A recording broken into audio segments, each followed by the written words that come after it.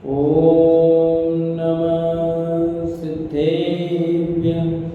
ॐ नमः सिद्धेभ्यः। ॐ नमः सिद्धेभ्यः। ॐ जय जय जय। नमोस्तु नमोस्तु नमोस्तु। नमो व्यक्ताणं नमो सेताणं नमो ऐरियाणं नमो वजायाणं नमो लोहे सवसाणं। मंगलम भगवान वीरो मंगलम गौतमो गणि मंगलम कुंद कुंदार। जैन धर्मोस्तु मंगलम सर्वमंगलम मांगल्यम सर्वकल्याणकारकम प्रदानं सर्वधर्माणां। जैनं जयतु शासनं जैनं जयतु शासनं। त्युवणतिलियं देवं वन्दिता त्युवणिन्दपरि पूज्यं पोचम अनुपेयाओ भवीय जनानंद जननियो। बोलिए जिनवाणी मात की जय हो। बोलिए स्वती मात की जय हो। कार्तिक ज्ञानोपरेक्षा नाम का ग्रंथ पंडित टेकचंद जी कृत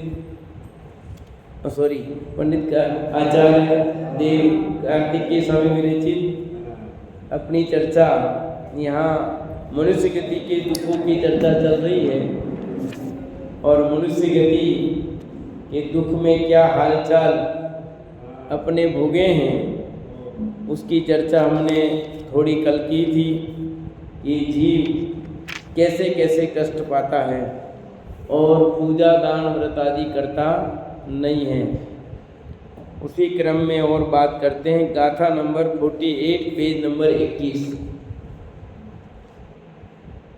विरलो अजदि पुण्यम सम्मादिट्टि वैम संजुतो उपसम भावे सयो निंदन गर्हाई संजुतो।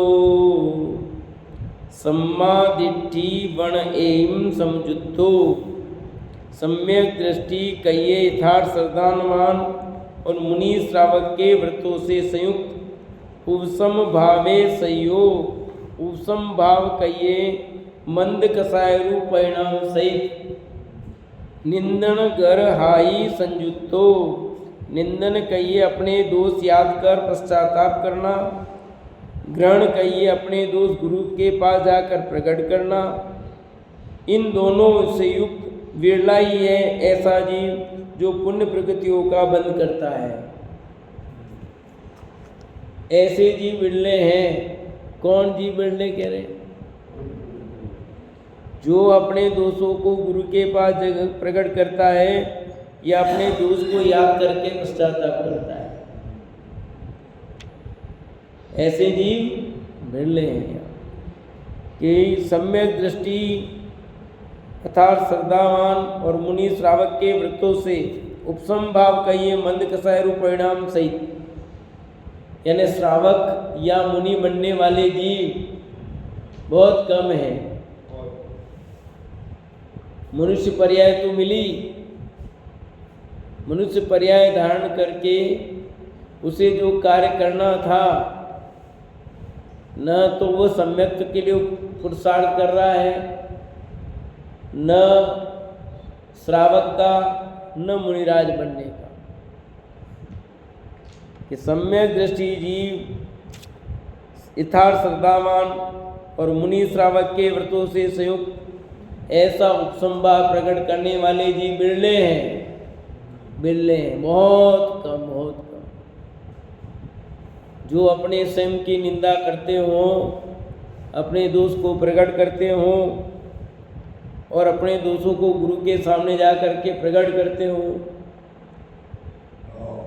पश्चाताप करते हो दोषों के लिए, ऐसे ही जीव बिरले हैं, बहुत कम।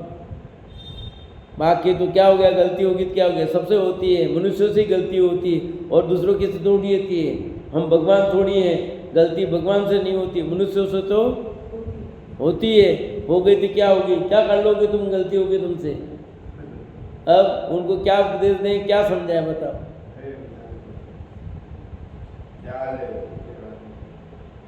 बहुत जीव तो इसी टाइप के हैं। प्रथम तो वे गलती को गलती स्वीकार नहीं करते।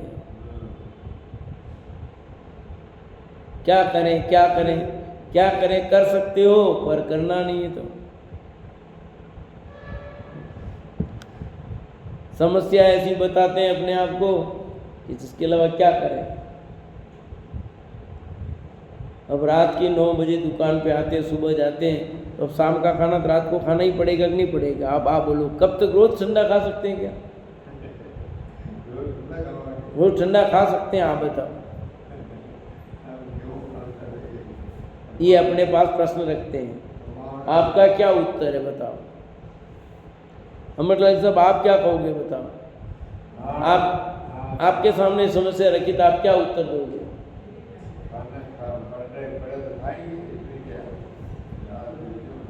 भाई सुबह का ही टिप्पण लेके जाते हैं, शाम का भी दोनों टाइम ठंडा खाएंगे क्या? रोज की बात है, आपकी नौकरी दी दो, हम तो रोज हमारे जिम्ना क्या करें। ऐसे बहुत सारी समस्याएं वे रखते हैं। भाई सुबह जाते हैं, सुबह का ही टिफिन लेके जाते हैं, सुबह ही टिफिन खाते हैं, शाम को तो घर पे रोटी खा सके गरम गरम थोड़ी है। तो ये सब समस्याएं वो ला करके रखते हैं, परंतु हर समस्या का समाधान है। ऐसा नहीं है कि नहीं है समाधान। जिसको नहीं खाना है वो समाधान ढूंढ निकालेगा, और जिसको खाना ही है वो समस्या ही रखेगा, समाधान नहीं निकालेगा। जो समस्या रख रहा है उसके पास उसका समाधान है, दूसरों से पूछने की जरूरत ही नहीं है, क्योंकि उसकी समस्या कैसी उसको पता है और उसका समाधान कैसे सहज हो सकता है वो उसको पता है। परंतु भैया तुम रात को खाना दिन में जाके खाओ ना, या टिफिन मंगा लो शाम का भी गरम गरम और खा लो। सुबह खाना खा के जाओ। कोई दुकान ही 10 बजे खुलती है तो सुबह खाए, हम भी जा रहे हैं ना 9 बजे स्कूल निकलते हैं, खाना खा के जाते हैं, शाम को आते तब खाना खाते हैं। और तुम्हें सुबह खाना है, तुम्हें दिन में 1:30-2 बजे खाना है, तो आप 5 बजे कैसे खाओगे दिन में, बताओ ना। तुम्हारा दिनचर्या ही गलत है, अपनी दिनचर्या ही गलत बना रखी है, सही नहीं है तो क्या होगा। अतः यहाँ लिख रहे हैं कि ये जीव मनुष्य पर्याय प्राप्त कर लिए तो उसको सम्यक दृष्टि, मुनि बनना, श्रावक बनना ये बहुत कठिन काम है। मंद कसाए हुए बिना इनको धारण करना कठिन है। ऐसे जीव बिरले हैं जो ऐसी दशा को प्राप्त होते हैं और अपनी गलती पर प्रायश्चित्त करते हैं। देखा नहीं आप, निंदन कही अपने दोष याद कर पश्चाताप करना। अपने जो दोष किए, अपराध हुए, गलती हुई अपनी जो भी, उस गलती के लिए स्वयं प्रायश्चित्त करें। किसने पूछा था? आपने पूछा था। किसने प्रश्न पूछा था कि ऐसा हो जाए तो क्या करें? प्रायश्चित्त के लिए पूछा था प्रश्न। किसने पूछा था? हाँ, उसका समाधान दिया था मैंने अभी 2-3 दिन पहले। हाँ, तो यहाँ पर प्रायश्चित्त की बात कीजिए। गलती हुई तो प्रायश्चित्त करें। कैसे करना? हर चीज़ का प्रायश्चित्त अलग अलग है। कैसे करना प्रायश्चित्त हमको? वो अंडे वाला उदाहरण दिया था, अंडा गिर जाए, है कि नहीं? नहीं चाहते हुए गिर गया, मर गया, तो क्या करें प्रायश्चित्त? पूछा तक नहीं पूछा था? ऐसे हमारी गलती पर हमें प्रायश्चित्त। फिर दूसरा लिखा, अपने दोष गुरु के पास जाकर प्रकट करना। ऐसे लोग कितने होंगे? अपने से गलती हो जाए वो दोष जाकर अपने गुरु के समक्ष प्रकट करो और वो जो प्रायश्चित कहें वो लेना। पर कहाँ प्रकट करेगा कौन? स्वयं ही निपटता अपने आप ही, लेता ही नहीं। ठीक है, हो जाते, इसमें क्या, गलतियां सबसे होती है, वो गीत क्या करे? हाँ? कान दियो कान देवे हाथे थोड़ी मरे, कही कह रहे ऐसी है ना लोकोक्ति। कुछ समझ में आया भाभी? कान दियो कान देता है, साथ नहीं मरता है। करो है, समझ में नहीं आया? ये लोकोक्ति है। वो मर जाता है ना उसके साथ तो कंधा देते हैं ना, मर जाता उसके साथ वो मरता थोड़ी है। हम ऐसे किसी की थोड़ी हम हेल्प करते हैं, हम पुरुष के साथ थोड़ी मरेंगे। कुछ हो गया ठीक है भाई। यहाँ कह रहे हैं कि तेरे को मरने की बात कौन कह रहा है? अपने से त्रुटि हुई हो तो पश्चाताप तो कर ही सकते हो और अपने दोस्त को गुरु के समय प्रकट कर सकते हो, करना चाहिए। नहीं कि गुरु नहीं हो तो क्या करें? तो तेरा गुरु तू स्वयं है ना भाई, और कोई नहीं मिले तो भगवान के सामने जाकर अपने दोस्त को प्रकट कर ले और फिर जो प्रायश्चित तेरे लेना है ले ले। जिन प्रतिमा के सामने जाकर अपने दोषों को प्रकट कर सकते हैं और आप स्वयं अपने विवेक से योग्य पश्चाताप ले लो। आपके गुरु आप स्वयं हैं, आपको लगता है इतना बड़ा अपराध हुआ है, जितना बड़ा अपराध उतना बड़ा आपको प्रायश्चित लेना है। ये है। अब कहते हैं कि पुण्यवान के भी इष्ट योग आदि देखे जाते हैं। बहुत अच्छी गाथा है जो यहाँ समझा रहे हैं कि पुण्य जो 10 विधि सही इठवियोयम अठ ठस जोयम बरो विसाही माणो परिजियो लउए बायन। पुण्य जुद्धस्य वि अठ वि ओयम अनिठ समझोयम दिसई। पुण्य उदय सहित पुरुष के भी इष्ट वियोग अनिष्ट संयोग देखा जाता है। साई माणो भरो वि लउए भायन परिज्यो। अभिमान सहित भरत चक्रवर्ती भी छोटे भाई बाहुबली से पराजित हुआ। कुछ समझ में आया? कोई समझता होगा कि जिनके बड़ा पुण्य उदय उनके तो सुख है, जो संसार में तो सुख किसी के भी नहीं है। भरत चक्रवर्ती जैसे भी अपमानादिक से दुखी हुए तो औरों की क्या बात है। ये मूल गाथा में क्या था, कुछ पल्ले पड़ा? इस गाथा में कह रहे हैं कि तुमको लगता होगा कि बड़े बड़े पुण्यवान उनके दुख नहीं होता होगा, हमारे ही दुख है। ऐसा नहीं है। यहाँ लिखते हैं पुण्य उदय सहित पुरुष के भी इष्ट वियोग अनिष्ट संयोग देखा जाता है। जो बहुत पुण्यशाली जीव दिखाई देते हैं उनके जीवन में भी इष्ट का वियोग अनिष्ट का संयोग देखा जाता है। तो तेरे देखे जाए तो कौन सी बड़ी बात है, हैं? तू ऐसे इष्ट वियोग अनिष्ट संयोग को लेकर के धर्म मार्ग से च्युत हो रहा है तो उचित नहीं। अरे संसार में बड़े बड़े पुण्यवानों के भी जीवन में बहुत दुख आए, उनको भी अपमान झेलना पड़ा है। उदाहरण दिया भरत का। भरत तो चक्रवर्ती, उसको भी अपने भाई बाहुबली से हार स्वीकार करनी पड़ी, अपमान सहन करना पड़ा है। दृष्टि युद्ध में भी हार गए, मल्ल युद्ध में भी हार गए, समझे? हार गए फिर भी चक्रवर्ती पद नहीं गया पर बाहुबली चक्रवर्ती नहीं बन पाया पर, तो बाहुबली का भी अपमान हुआ एक तरह से। बाहुबली का भी कितना होकर के भी उनको चक्रवर्ती पद नहीं मिला, और भरत जी का भी चक्रवर्ती होने पर भी अपने छोटे भाई, छोटा भाई था, बड़ा तो था नहीं, तो छोटे भाई से अपमान हुआ। वैसे गलती किसकी है, बाहुबली की भरत जी की, बताओ? नहीं ऐसे नहीं, वो अभी इसे बात करो, अभी व्यवहारिकता में बात करो। भगवान की गलती नहीं, बाहुबली जी की गलती है ना, है ही, बड़ा भाई राजा बनेगा और वो चक्रवर्ती उसका है। भाई इतना बड़ा व्यक्ति, ज्ञानी धर्मात्मा, जब उसके पुण्य की सत्ता है वो बढ़ेगा, ये बात समझनी चाहिए।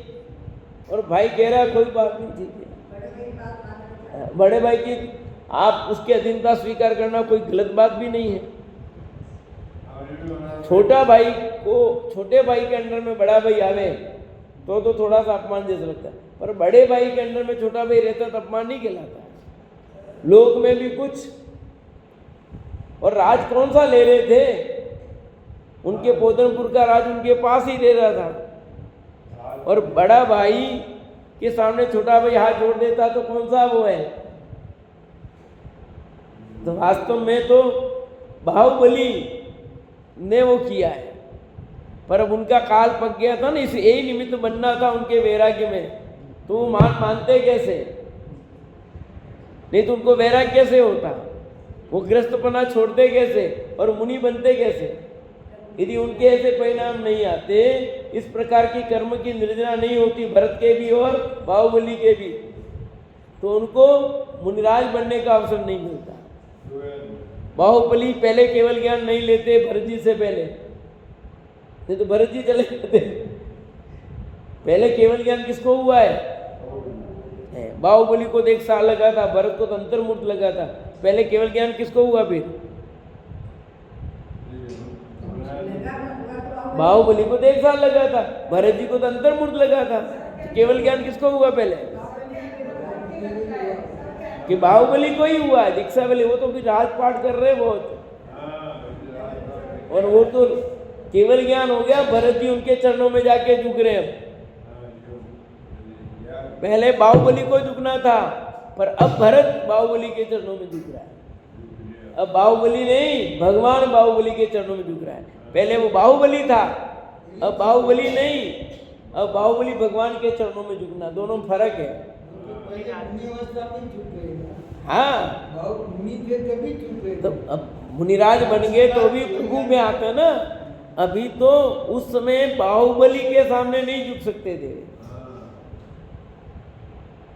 अब बाहुबली मुनिराज, बाहुबली भगवान के सामने झुकने में उन्हें कहीं, अब वो बड़े हो गए, भरत चक्रवर्ती से भी बड़े हो गए। अब वहां बाहुबली नहीं रहे, वहां भाई नहीं रहे।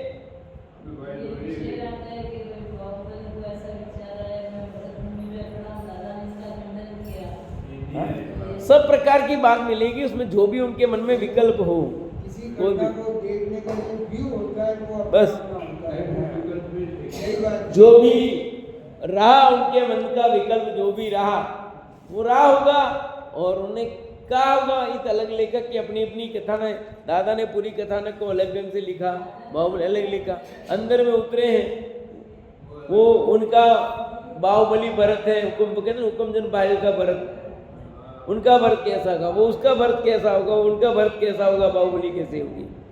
तो यहाँ कह रहे हैं भाई समझने की बात ये है, तुझे हमें यहाँ समझा रहे आचार्य देव, जो इतने बड़े बड़े पुण्यशाली का भी अपमान हो गया, तो तेरा अपमान हो जाए तो तू कहाँ उलझ रहा है?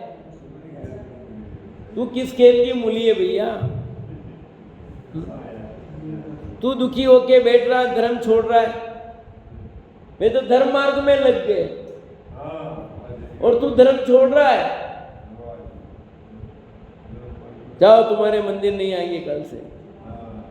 लो, धर्म छोड़ना कि धर्म में लगना, बोलो। रोज का प्रश्न है इनका। हाँ क्या है, रोज का प्रश्न है। क्या प्रश्न? से स्वाध्याय सुनने नहीं आऊंगा, घर से बोलने नहीं जाऊंगा। अपनी भी मर्जी की बात है, जबरदस्ती इसकी थोड़ी होती है। नहीं, बिल्कुल नहीं हो सकती, कभी नहीं हो सकती। जबरदस्ती करना भी नहीं चाहिए। न तो करना चाहिए, जबरदस्ती नहीं है। पर कहना जरूर चाहिए। आना नहीं आना उसकी मर्जी है। एक बार किए, 2 बार किए, 10 बार किए, एक बार नहीं 1000 बार कहना पड़ता है। नहीं सुनते। नहीं सुने, हमारा भाव हम कह देते हैं। आना नहीं आना उसकी मर्जी है। अपने तो कहने का भाव है, और किसको कहेंगे? अपने जिसके प्रति राग हो उसको कहेंगे। जिसके प्रति राग नहीं है उसको कोई नहीं कहता है। आपने कहा नहीं कहना तो नहीं कहेंगे, परंतु आपके प्रति मेरा राग होगा विशेष तो दया आती है तो कह देते हैं। अब राग नहीं है इसको नहीं कहते हैं, दूसरों को कहने थोड़ी जाते हैं। भाई आपको कहते हैं, आपके पड़ोसी को थोड़ी कहने जाते हैं कि स्वाध्याय में आओ। भैया कहा उसी से जाएगा।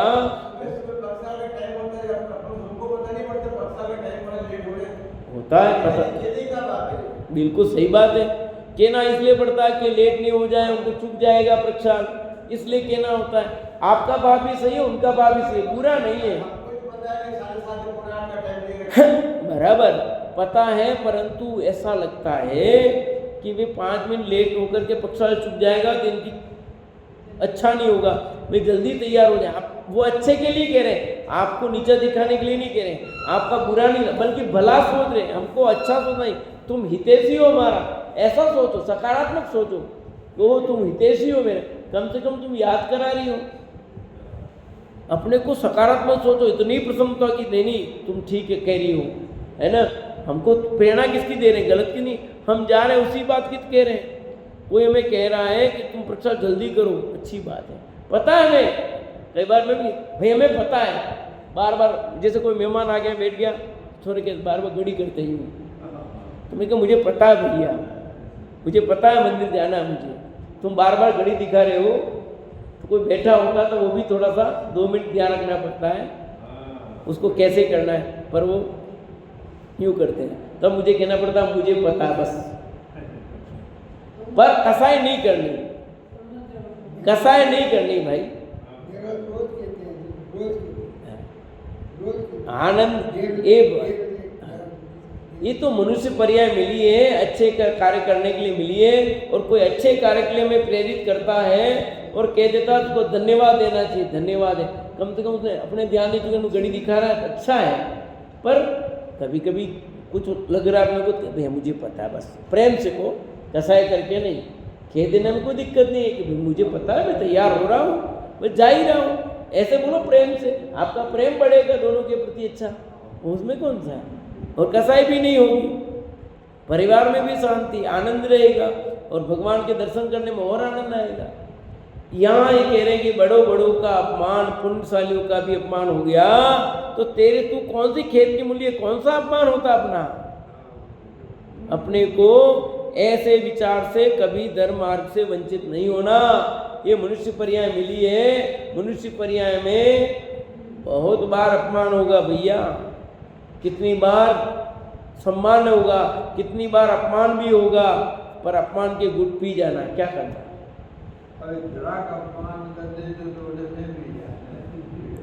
होगा, सब कुछ होगा। कभी अपने पुण्य की सत्ता होती है, कभी अपने पाप का उदय भी होता है। ऐसा नहीं हर समय पुण्य का ही उदय होता है। कभी हमारी बात 10 लोग मानते हैं, कभी कोई एक भी नहीं माने, ऐसा भी होता है। कभी किसी साल बहुत अच्छी कमाई हो जाती है, किसी साल नहीं होती है कमाई, ऐसा नहीं होता है। यार वो वर्ष गुणों खराब भी होता है, पर किस साल बहुत बढ़िया भी गया, ऐसा भी होता है जीवन में। अपने शरीर में देखो, कोई वर्ष अपना बहुत बढ़िया होता है, कोई बीमारी बहुत अच्छे रहते हैं, कोई वर्ष पूरे वर्ष ऐसा निकलता है कि पूरा का पूरा खराब हो जाता है। होता है, सब आएगा जीवन में, क्योंकि मनुष्य पर्याय में दुखों का काम होगा। और चारों गतियों में दुख है बताए भैया, कोई गति ऐसी नहीं है जिसमें दुख नहीं हो। और इस गाथा में तो ये कह रहे हैं सब जीव मनुष्य दुखी हैं, संसार में प्राणी दुखी हैं। तो ये सोचता होगा वो सुखी होगा। किसी के किसी जाति का दुख है तो किसी के किसी जाति का दुख है। बड़े बड़े पुण्यवानों के भी दुख देखा जाता है। ये उदाहरण देकर के समझाया भरत जी का। मनुष्य पर्याय में जब संसार अवस्था में हो तो दुख होगा ही होगा।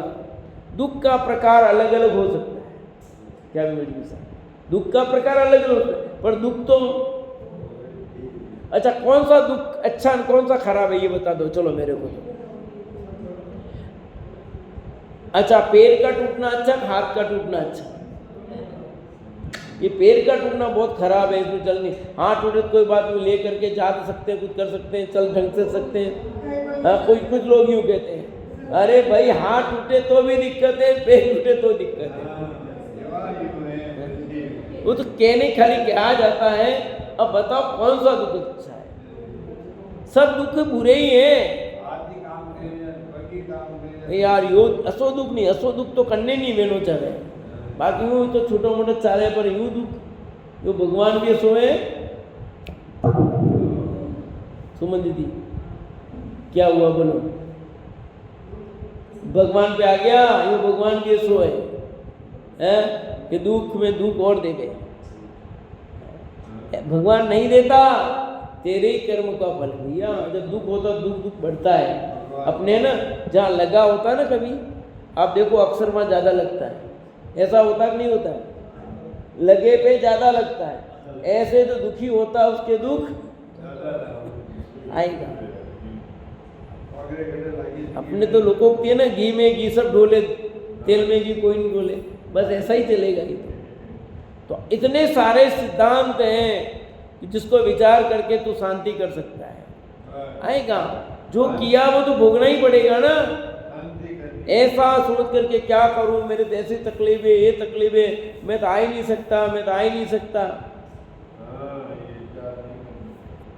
50 समस्याएं खड़ी करके हम अपना स्वाध्याय, मंदिर, पूजन आदि छोड़ देते हैं, अपना चिंतन छोड़ देते हैं, पर उसका समाधान तेरे पास ही है।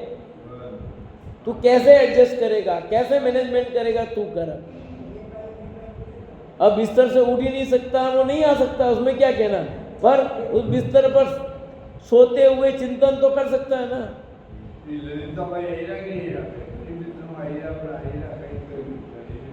चिंतन तो तू कर सकता है, नहीं आ सकता ठीक है।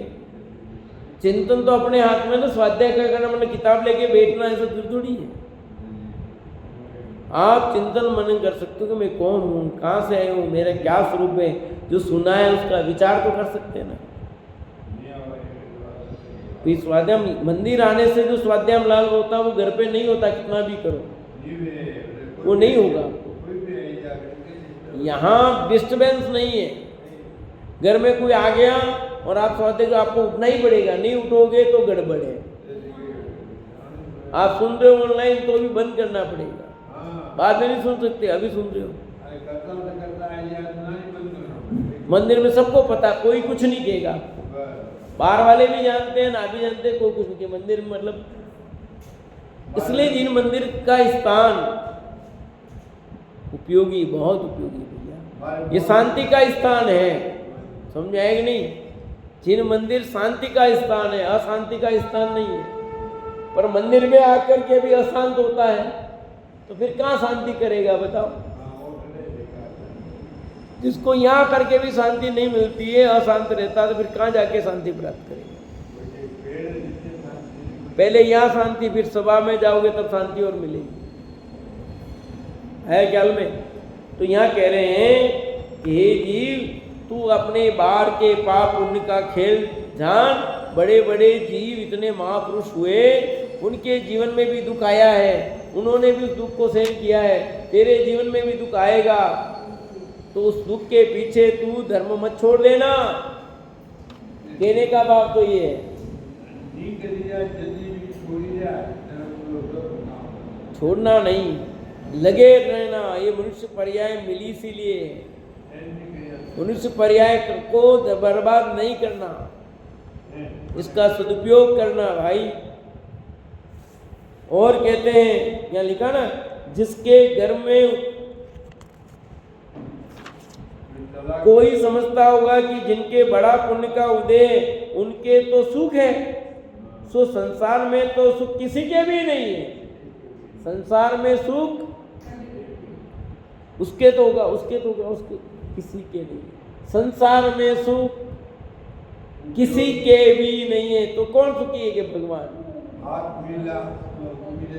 मुनिराज तो सुखी है ना, वो संसार में है क्या? हाँ, पर पूर्ण सुखी वो भी नहीं है अभी, इसलिए वो धर्म मार्ग में लगे हुए हैं, जमे हुए हैं वो, क्योंकि उनको संसार में दुख लगा है, इसलिए संसार के विषयों को त्याग करके वीतरागी मार्ग की ओर चलती है।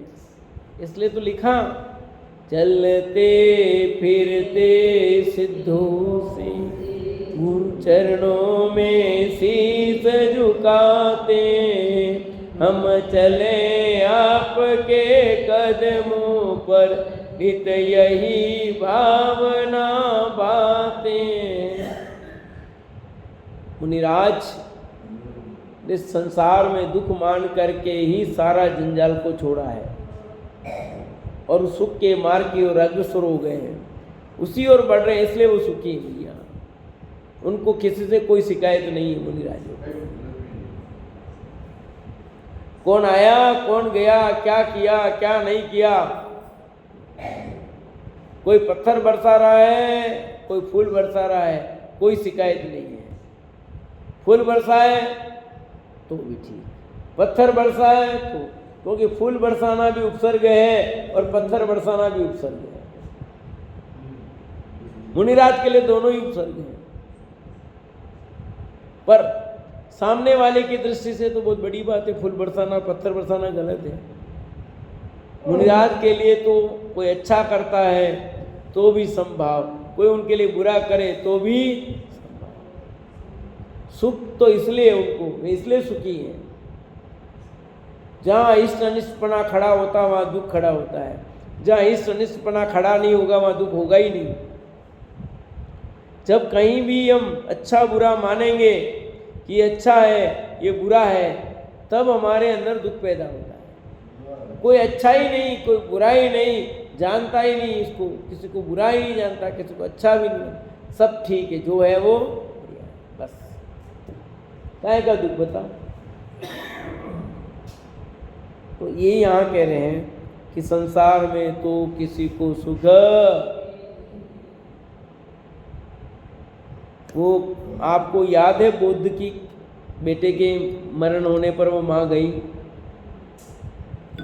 कि माँ, एक बेटा का मरण हो जाता है, एक माँ जाती है गुरु के पास में कि मेरे बेटे को जिंदा कर दो। तो उन्होंने कहा कि तुम्हारे बेटे को जरूर जिंदा कर सकता हूँ मैं, पर आपको 4 राई के दाने लाने हैं, पर ऐसे घर से लाने हैं। कौन से घर से? जिस घर में कभी भी कोई, यहाँ से नहीं 50,000 साल पहले भी कोई नहीं मरा हो, जिस घर में कभी कोई मरा ही नहीं हो, उस घर से 4 दाने लाने हैं आपको। कभी भी नहीं मरना चाहिए, ध्यान रखना, बस इतना ध्यान रखना है। तुम ही कभी नहीं मरा, 25 साल 10 साल से नहीं, हाँ उन्हीं की तो बात कह रहा हूँ कि ऐसे घर से तुम 4 राई के दाने ले आओ बस। वो अब अपने बेटे को जिंदा करना है तो माँ क्या नहीं करेगी, जो कहा गुरु ने तो वो सब घूमती है, पर एक घर भी उसे नहीं मिला जो उसको 4 राई के दाने दे सके। वो लौट करके वापस आती है कि मेरे को कोई 4 दाने भी राई के नहीं मिले। क्यों नहीं मिले? कि एक भी घर ऐसा नहीं मिला मुझे जिस घर में कोई भी नहीं मरा हो। मुझे तो समझ में आ गया उसको सब, तो मुझे मेरे प्रश्न का उत्तर मिल गया। ऐसा हो ही नहीं सकता है कि कोई अजर अमर हो। मरण तो उसको समझ में आ गया। अब क्या कहना पड़ रहा बुद्ध को? हो गया ना उत्तर के? नहीं हुआ? समाधान हो गया उसकी समस्या का। ऐसे आप सोच रहे हो कि सुख कहाँ ढूंढ रहे हो? सुख कहीं भी जाओ सुख के लिए कहाँ मिलेगा? बहुत बताते लोग, ऐसे उपाय करो, ये उपाय करो, सुख हो जाएगा, ऐसा हो जाएगा, तुम्हारे ऐसा कर दो, ये कर दो। हाँ, कैसे सुख हो जाएगा? संसार में सर्वत्र दुख दुख दुख दुख है। तुम कहीं भी जाओ, कुछ भी करो भैया, अपने परिणाम बदलो। सुखी होना हो तो अपने परिणाम निर्मल करो, वस्तु स्वरूप का विचार करो। ये सुखी होने का उपाय है। एक स्थान को छोड़कर दूसरे स्थान पर भागने से सुख नहीं मिलेगा। उदयपुर छोड़ा कलकत्ता चले गए, कलकत्ता छोड़ा मुंबई आ गए, मुंबई छोड़ा और कहीं आ गए, कहाँ कहाँ भागते रहोगे? सुख तो उससे मिलना ही नहीं भैया। सुख तो आपके पास है, वो अपने स्वभाव का आश्रय लेने से मिलेगा, कहीं भी जाने से नहीं मिलेगा। और कहते हैं, देखो आगे इसी अर्थ को दृढ़ करते हैं। और सैलठ विसो जो बहु पुण्य स्विन सवाहुदी तम पुण्यम पिन कसवी सब्बम झिणेश्चिदम लदी। इस संसार में समस्त जो पदार्थ वे ही हुए विषय कहिए भोग्य वस्तु, उनका योग बड़े पुण्यवानों को भी पुण्य से नहीं मिलता है। ऐसा पुण्य किसी के भी नहीं है जिससे सभी मनवांछित मिल जाए। बड़े पुण्यवान के भी वांछित वस्तु का कुछ कमी रह जाती है। सब मनोरथ तो किसी के भी पूरे नहीं होते, तो सर्व सुखी कैसे हुए? कुछ समझ में आया? सर्व सुखी कौन हो सकता है? जिसकी सब इच्छा पूरी हो। और जगत में ऐसा कोई दिखाई नहीं देता, कोई मनुष्य या त्रिंच जीव जिसकी सब इच्छाएं पूरी हुई हो। हुई कि नहीं हुई? मैंने तो जो सोचा वो सब हुआ, मैंने तो जो सोचा सब हुआ। अरे ऐसा हो ही नहीं सकता, तेने जो सोचा सब पूरा हुआ। आप जो सोचते हैं वैसा सब हो जाएगा तो दुनिया मानती ही नहीं, क्योंकि तुम तो सोच रहे हो कि मैं प्रधानमंत्री बन जाऊं। बन जाते हो क्या? आपके सोचने से नहीं होता, जो होना है वही होता है, होने वाला ही होता है, उससे भिन्न कुछ नहीं होता है। तो होता है हमारे चाहने के साथ, हमारी इच्छा के अनुसार वस्तु का परिणमन हो जाए तो दुनिया बदल जाएगी। इसलिए मोक्ष मार्ग प्रकाश में कितना बढ़िया वाक्य है, अनादि निधन वस्तुएं भिन्न भिन्न है, सब अपनी मर्यादा सहित परिणमित होती है, कोई किसी के अधीन और परिणमित कराने का भाव क्या भाव है? अनादि निधन वस्तुएं सब भिन्न भिन्न है और अपनी अपनी मर्यादा सहित परिणमित होती है। अपनी अपनी, कोई किसी के परिणमित कराने से परिणमित, तो आपके अनुसार परिणमित हो जाएगी तो क्या होगा? अपने अनुसार परिणमित होती नहीं, कौन परिणमित कराएगा बताओ? आप सोच रहे हो लाइट नहीं जावे पर चली जाती है, जाती नहीं जाती? आप तो क्या क्या सोचते हो? आपके सोचने के अनुसार सब होता है क्या? मैं तो चाहता हूं मैं पूरी जिंदगी स्वस्थ रहूं, एक गोली भी कभी नहीं खानी पड़े, पर होता है क्या? हाँ, एक सर आए थे हमारे कल, वो कह रहे थे कि मुझे ये 80-90 साल की उम्र पसंद नहीं है, ठीक नहीं है, कम से कम 500 साल की उम्र मिले तो ठीक रहे। ये अब सोचते प्लानिंग क्या हो, अब 80-85 साल की उम्र क्या प्लानिंग बनाएंगे, क्या करें इसमें? कम से कम 500 साल की उम्र दे ना भगवान तो ठीक रहेगा। एक 500 नहीं, हजारों वर्ष भी मिली है, लाखों वर्ष की उम्र मिली है भाई, वर्तमान में नहीं मिलेगी। तेरी प्लानिंग तो 500 मिलेगी, तब कहेगा 500 कम पड़ती है, 1000 मिलते ठीक रहता है ना। जैसे ना तनख्वाह इतनी मिलती है तो इतनी मिलती है ठीक रहता, फिर इतनी मिलती है तो ठीक रहेगा, कितनी भी मिल जाए संतुष्ट ये जीव नहीं होता भैया। 2000 मिलते थे तो 10,000 तनखा मिल जाए बस खूब है अपने तो। 10,000 के मिलते तो 50,000 तनखा मिल गई, 50,000 मिल गए, लाख भी मिले, 1.5 लाख भी, 2 लाख भी मिल रहे तो भी जीव, ये जीव का मन नहीं भरता। कितनी कमाई करने के लिए तो उठता है। अनंत परिणाम खोटे चलते रहते हैं। इच्छाएं कभी भी किसी की पूरी हुई नहीं और होगी नहीं, इसलिए इच्छाओं का अभाव करना पड़ता है। इच्छा की पूर्ति नहीं, इच्छा की पूर्ति का नाम सुख नहीं है, इच्छा के अभाव का नाम सुख है। मोक्ष मार्ग प्रकाशक में 4 प्रकार की इच्छा बताई नहीं बताई, और वहां लिखा इच्छा है सो दुख है, लिखा क्या लिखा पापा? इच्छा सो दुख है लिखा। इच्छा मात्र ही दुख है, तो इच्छा की पूर्ति में कैसे सुख हो सकता है फिर बताओ? इच्छा निरोधस तप का है। इच्छा की पूर्ति को तप नहीं कहा। इच्छाओं का अभाव होना, इच्छाओं का उत्पन्न नहीं होना मतलब वो सुखी है। तो भगवान को किसी प्रकार की इच्छाएं उत्पन्न नहीं होती, इसलिए वो अनंत सुखी है, और हमें इच्छाएं होती रहती है इसलिए हम दुखी हैं। और भगवान बनने के लिए सबसे पहले समस्त इच्छाएं समाप्त करनी पड़ती है, तब वो भगवान बनता है। जिसको एक छोटी सी भी इच्छा रह जाए, जब भी कह रहे थे ना बाहुबली के मन में इतनी इच्छा रहेगी क्या कि मैं यहाँ पे खड़ा हूँ, अब वो जो भी भाव होगा ये जरूरी नहीं ये भाव था, पर जिसने लिखा उसको उदाहरण मानते हुए मान लेते हैं कि ये था, मान लो तो वो उनको केवल ज्ञान नहीं होने दिया ना। अपन तो इस पक्ष की बात करते हैं, अब गलत सही की बात अभी नहीं कर रहे, अपन तो ये बात कर रहे हैं अभी कि ये परिणाम भी छोटा सा। 2 मुनिराज नहीं गए मोक्ष, 3 मोक्ष चले गए ना। हाँ, पांडव 3 मोक्ष चले गए, 2 नहीं गए। क्यों नहीं गए? तो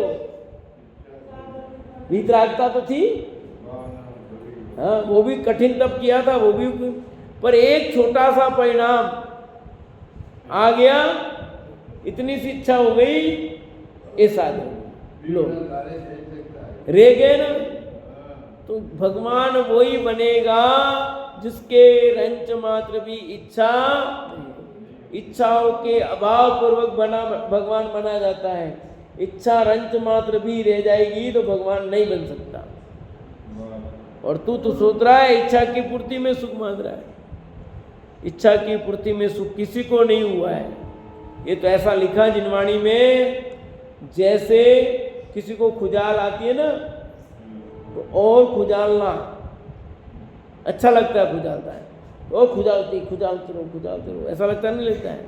तो इच्छा की पूर्ति तो ऐसा है कि और पूर्ति करते रहो अच्छा लगता है। तो खुजालने से क्या होता है फिर ज्यादा दुख बढ़ता है, खुजली मिटती नहीं। खुजली से खुजालने से खुजली बढ़ती है, मिटती नहीं। ऐसे इच्छा की पूर्ति में इच्छा का भाव नहीं होता, इच्छाएं बढ़ती है। आया ख्याल में कि नहीं? तो क्या करना कि इच्छाओं का अभाव करना तो सुखी होगा।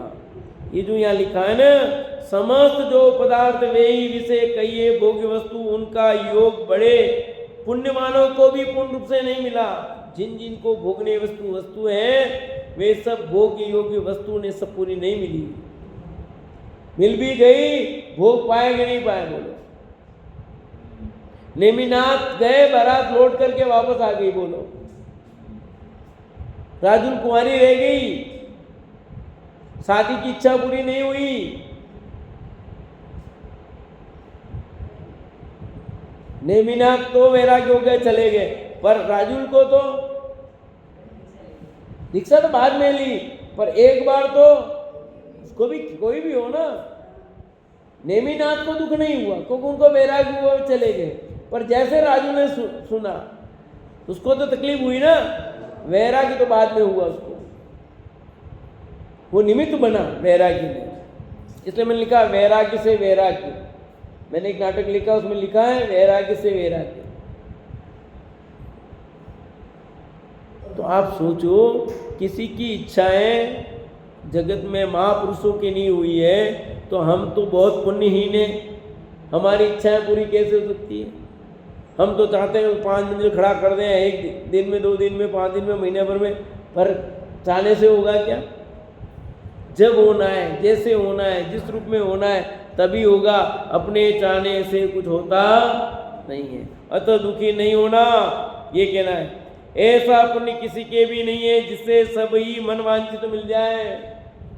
मन वांछित फल, भले कहते हैं, लिखा है मन वांछित फल मिलेगा, भले यूट्यूब पे 50 तुम ऐसा करो तुमको मन वांछित फल मिलेगा, नहीं मिलेगा, गारंटी से नहीं मिलेगा। जाओ, माँ कहते हैं गारंटी से मिलेगा, मैं गारंटी से कहता हूं मन वांछित फल नहीं मिलेगा।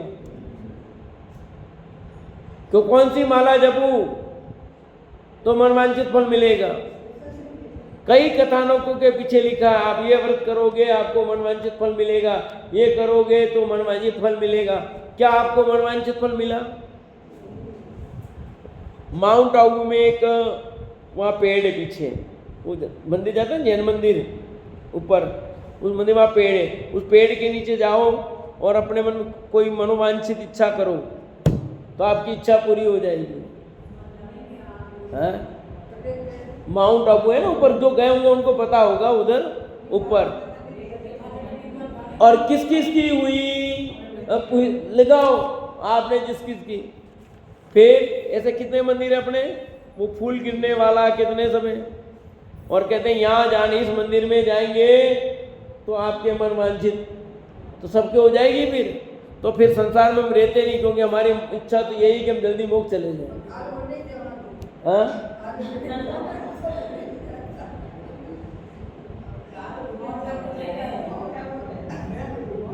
तो आप अपनी इच्छाओं को रोकें और इच्छाओं का अभाव करें, कोई सुखी हो सकते हैं। सभी को मनवांछित इच्छा की पूर्ति तभी होगी जब वे इच्छाओं का अभाव करें। से चर्चा के चलेगी।